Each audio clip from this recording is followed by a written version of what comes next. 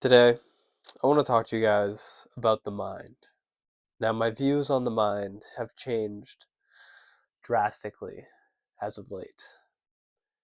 I used to think of the mind as a friend, which I still do to a certain extent, but I'm starting to see that there are multiple things in the mind that are not the mind.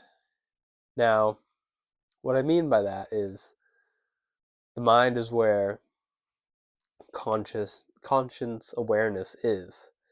So anything that happens, any sensory experience, comes into the mind, and then that's how you aware of it.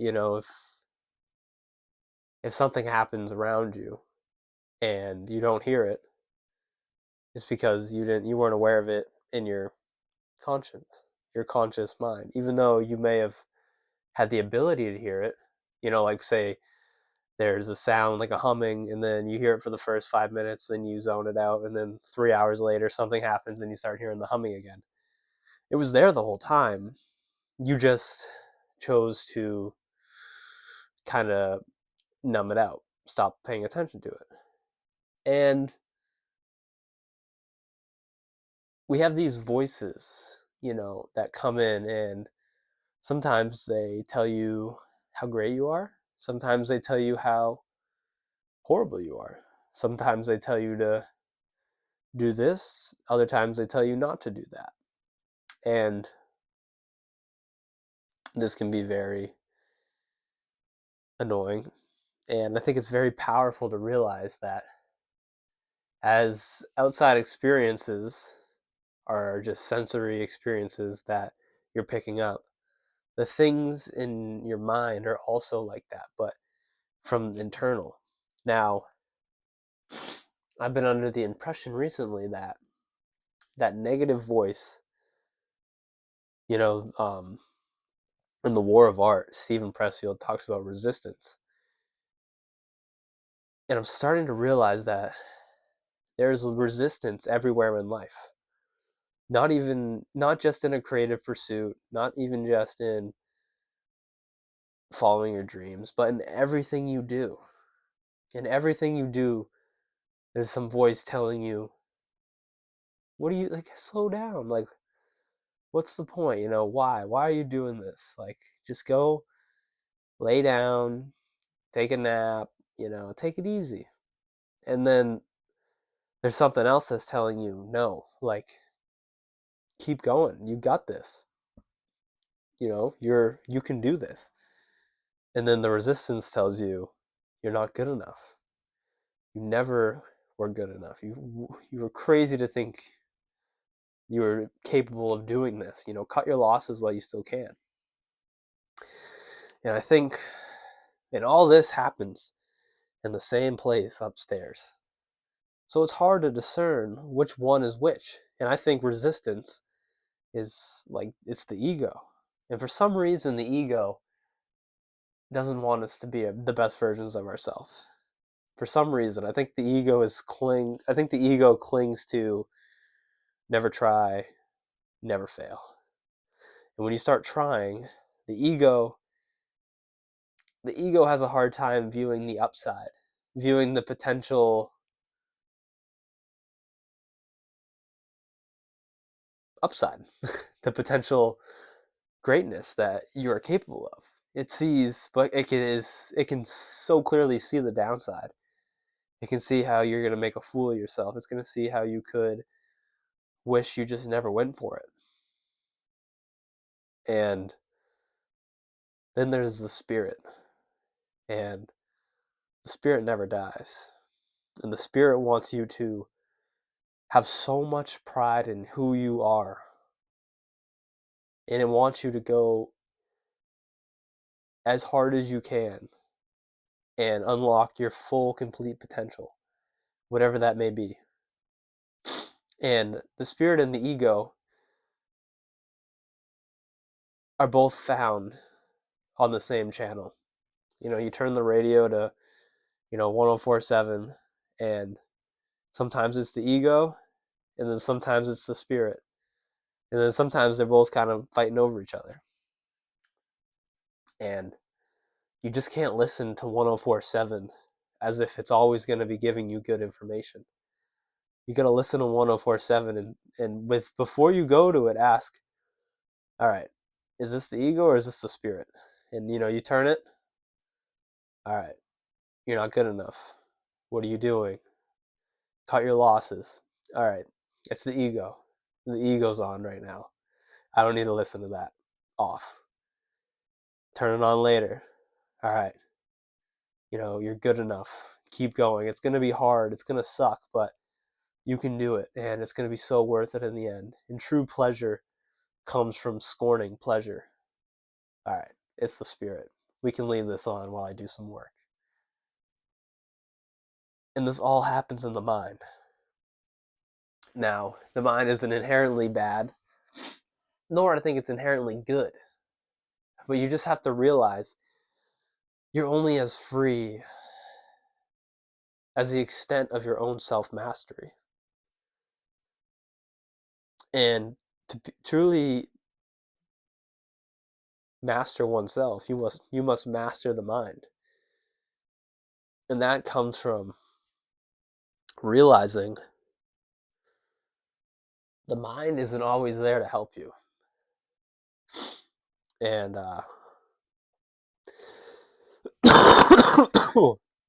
sorry, I'm not feeling too good.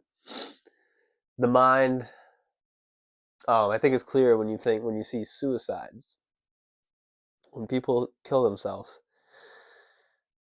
they usually shoot themselves in the head. And as David Foster Wallace said, they shoot the cruel master. They shoot their head because their head just will not leave them alone. Day in and day out, it berates them.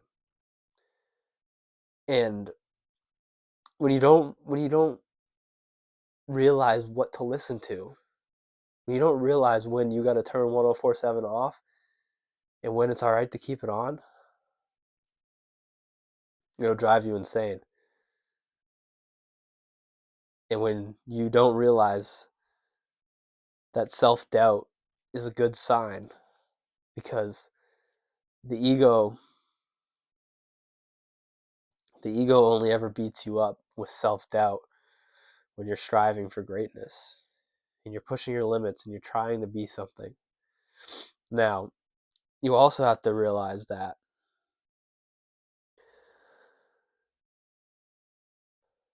if you're not striving, if you're not trying to unlock your potential, if you're not trying to be the person your spirit knows you're meant to be, it yearns for it. So it will make you depressed. It will try to get you to realize it. It will try very hard. The unlived life will make you ill. And this is the spirit realizing that it's tried to tell you to just go, to just do, but you're not listening. So it's going to make you depressed. It's going to make you all these things until you finally start listening to it. And then it will stop. And it'll just be a voice there to, inspire you, give you inspiration, keep you on the course. And that's great. But it's like why I believe it's so tricky is because it all happens in the same place. It all happens in your head. The ego and the spirit. The thing trying to destroy what will save you, and the thing trying to save you. And I think you really gotta spend a lot of time alone and come to know yourself very well in very hard situations to realize which one's which and which one's trying to help you and which one's trying to appeal to comfort so that you give up. The ego will always appeal to comfort. It will appeal to the non-risk. It will appeal to the easy way. But this is not the way you should go. The road less traveled is so often the road we must take. I was recently, I'm sorry for my voice also, but I was recently reading Seneca's On a Happy Life, and I got the book right here, in Hardship and Happiness. And he said society is not in such a good condition where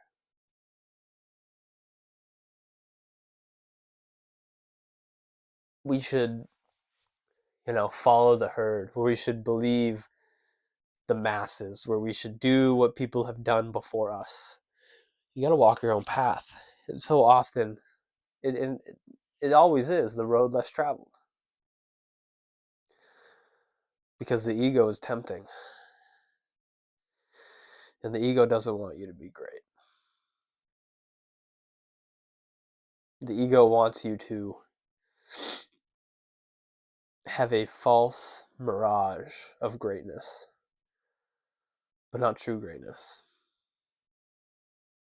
It wants you to seem great while living an easy life. But to be great means to walk a lonely, hard path. And the ego does not want this.